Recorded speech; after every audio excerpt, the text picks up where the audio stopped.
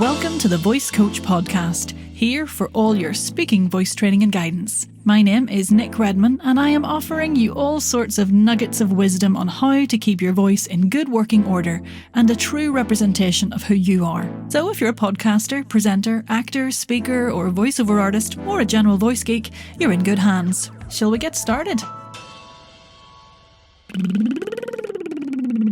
Hello, voice fan. Welcome to another episode with me, Nic. So, this episode, I'm going to chat a wee bit about sibilance. I'll tell you what it is, might be something you've heard of, might not be, where you can expect to hear it. We'll demonstrate it a wee bit, and, well, let's face it, I'll probably tell you where you can tell anyone who tells you you're too sibilant to stick their opinions. Honestly, if I had a quid for every time I saw someone in a forum saying someone said they were sibilant or too sibilant, I'd have a lot of quids. That's money for anybody who's not familiar with quids or pounds in the UK.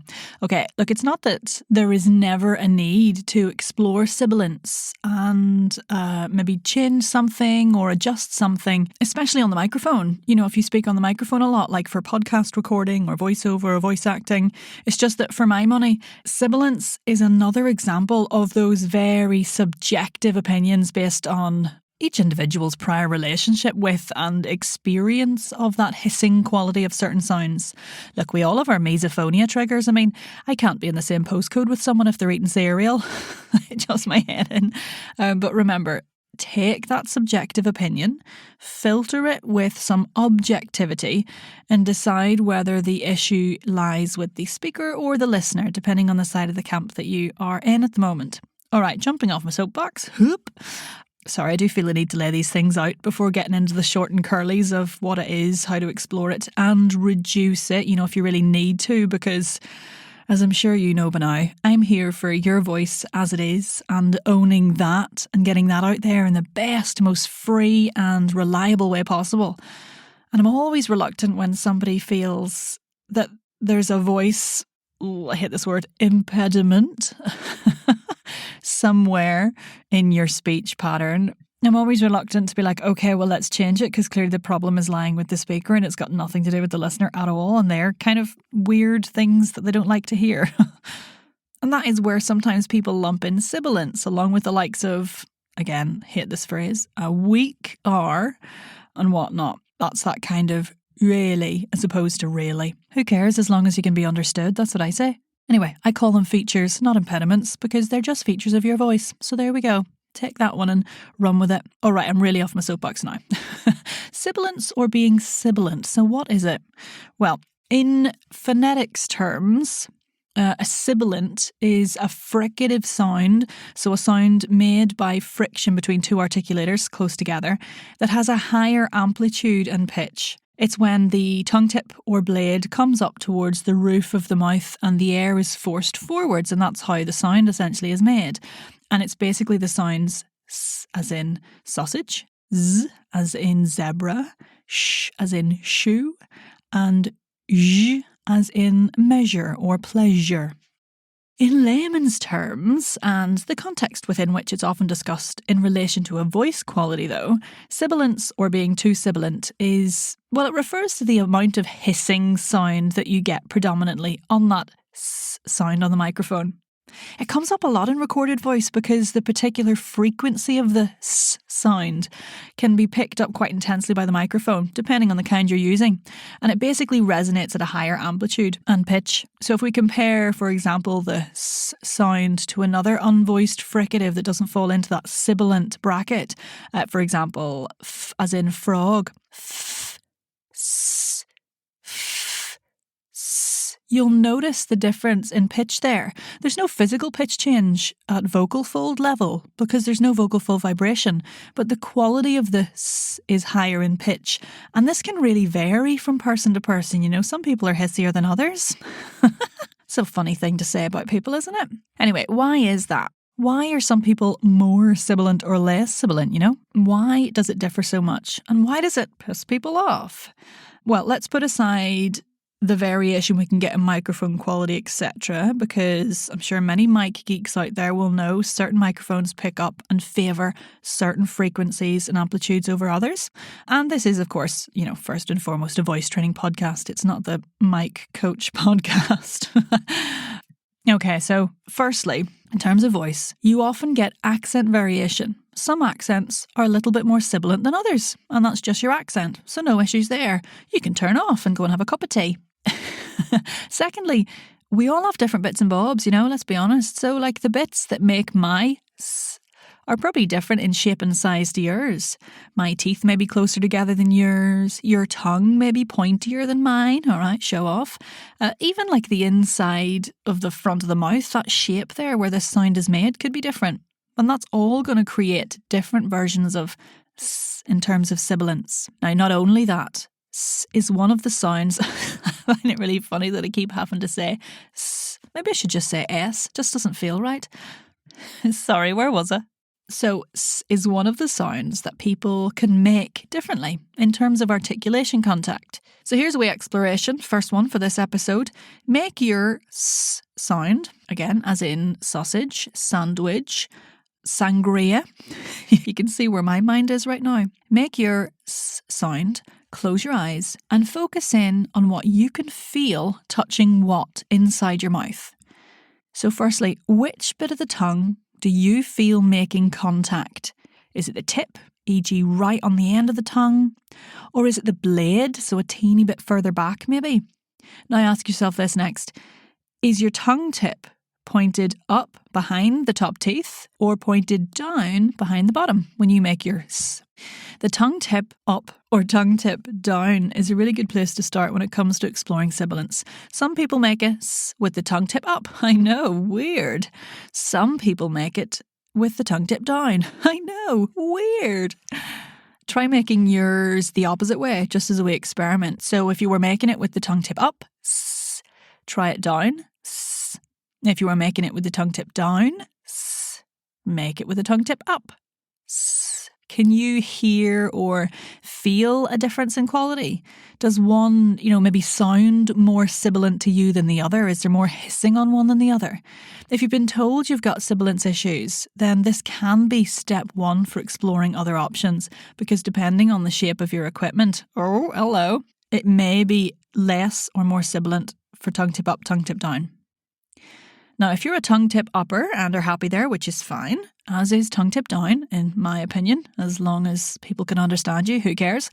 There are a few other things that you can do to explore varying degrees of sibilance, either reducing or increasing depending on where you're sitting. So let's start with where you feel you generally sit with the tip up, making this sound. And if you're a tip downer, then explore these two. Just start wherever you feel comfy with that tip up. Just explore something and see what happens. Now, so we've got the tongue tip up, where you feel you normally make your s if you're a tongue tip upper. S, s, s. I'm a tongue tip upper. I will admit that to you all, just in the interest of honesty. Now, gently curve and flatten the tip and the blade of the tongue, which is the bit just behind the tip, around that alveolar, post-alveolar gum ridge area. So the bumpy area behind the top teeth where it feels like your teeth kind of go into. That's the alveolar area. And just behind that is the post-alveolar area. So explore that by flattening and curving and just playing around and see how the quality of the sound changes. Basically how the sibilance might change for you. Here's me doing it as we demo. So this is where I start. S, sausage, s, s, sausage. S, s, s, s, s. If I want to roll the tongue tip forward a bit, s, you can hear a very distinctive change in the frequency there. S, and if I go back, basically until I get to the sh sound. You can also hear a change, almost like a dampening in the quality a little bit. And exploring that little minute area is a really interesting way of you seeing whether you have in your capacity of where that contact is, finding an area that's slightly less sibilant or more sibilant depending on what you need. Something that's pleasing for either you or your feedback giver. Another option is really just to make sure you're not forcing too much air through generally, and also noticing the length of this sound. So if I keep my gentle and short sausage, Sally, sausages, then wherever the articulatory contact is, I can reduce the amount of sibilance overall if you just really hold back on that airflow a little bit. So look, you found a little adaptation you're happy with. Well, what next? Then you've got to work it back into actual words and speech. You know, you can't just go around S-ing at everyone all proud. Like, they'll be like, what the fuck's wrong with Nic? All that S-ing? Best thing to do is to start with consonant clusters, which is groups of consonants that are often together in speech that we're familiar with, and then add in some vowels to open things up again. There's a great exercise in Finding Your Voice by Barbara Houseman. I've popped a wee link in the show notes, which firstly pops that sound next to the t sound, as in tomato. This works really well because the t sound is made in the same place with the same part of the tongue tip for a lot of people. So it can go like this. This is mainly if you're a tongue tip upper, by the way. You make a short t, t, t, keeping it nice and crisp. T, t, t, she says, correcting herself. T, t, t. Then you roll from the t into the s, ts, ts, keeping it short. Then you add on vowels, which lead you into actual words kind of accidentally. So, tsu, tsu, su, so, so, so, so, so, so, tsai, tsai, sai, tse, tse, se, tsi, tsi, si. So that's basically going through oo, o, o, I, a, e. And they can be vowels in your own accent. You don't have to conform to any kind of standard accent. By the way, if you could see me, I do a lot of like hand as tongue mimes when I'm working on articulation stuff. So I've got my hand like curved into almost like a C shape next to the side of my face. And with my fingertips pointing forward, like a little scoop, as if my hand's a wee scoop. And I'm kind of rolling my hand back and forwards as I go from the t to the s, tsu. Sue. I wish you could see it. Oh dear. The joys of podcasting as a medium, hey? So you go from basically isolating the single sound and working into blending back into actual words you might say in real life, all the while sort of also thinking about that different position of this, if that's something you think is also helping you. Next, then, I'd recommend some more complex consonant clusters. And again, I've popped a link to a book called The Vocal Arts Workbook by David and Rebecca Carey, where these came from in the show notes. They've got some great consonant clusters in there. Absolutely mad. Here's a few, which include the t sound and the s sound. Again, it works through a very similar vowel pattern. So with this, we've got oo, o, o, a, e, and it goes toost, toast, toast, tast, taste, teast. That's toost, toast, toast, tast, taste, teast. And spoosts, sposts, sposts, spasts, spaceds, I love these, speasts, spoosts, sposts, sposts, spasts, spaceds, speasts. And if you are someone who gets their head wrecked by sibilant sounds, I'm really sorry because that was pretty intensely full of them.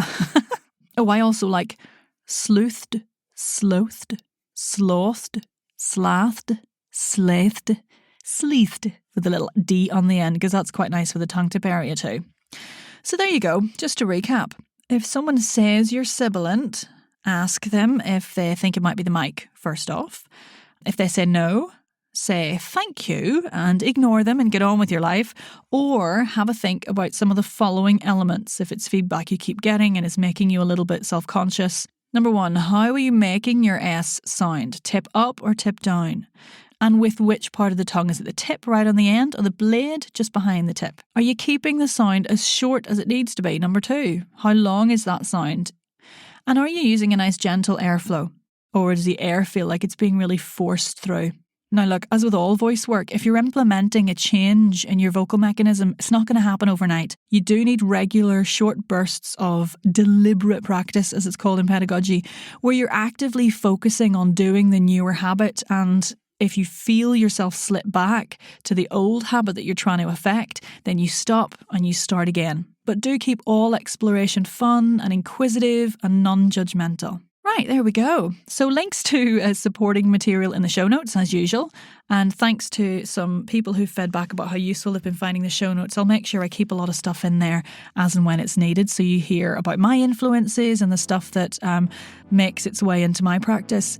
And there's also a link to the Voice and Accent Hub down there. So come and find me if you want to directly interact and say hello. But for now, I will, see you next time. Thanks for listening to the Voice Coach podcast. For even more support with your speaking voice, head on over to our free community, the Voice and Accent Hub on Facebook. See you in there. God, I sound like a snake. I'll slither away now for a brew.